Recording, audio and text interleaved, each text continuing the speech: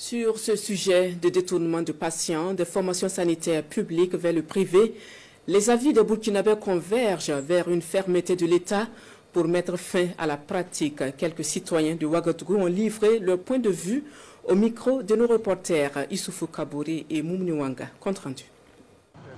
Le détournement de deniers publics, une terminologie juridique bien connue des populations.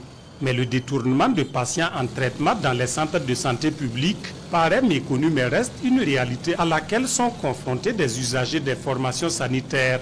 Certains accompagnants ont vu leurs malades rediriger vers des centres de santé privés pour des services pourtant disponibles dans la première structure d'accueil. C'est un peu maladroit quelque part. Amener les patients à les rejoindre en clinique ou à leur proposer des systèmes de santé personnifiés.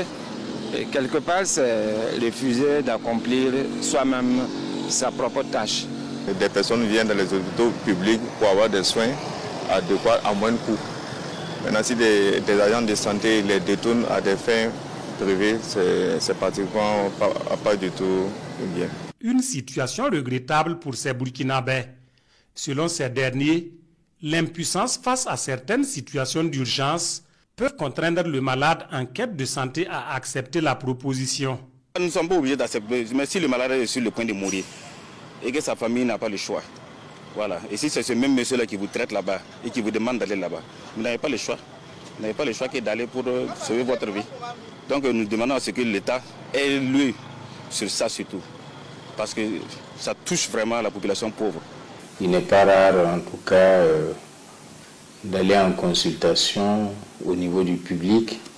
Et puis, on vous dit, ben, si vous allez dans telle clinique, vous allez avoir les meilleurs soins.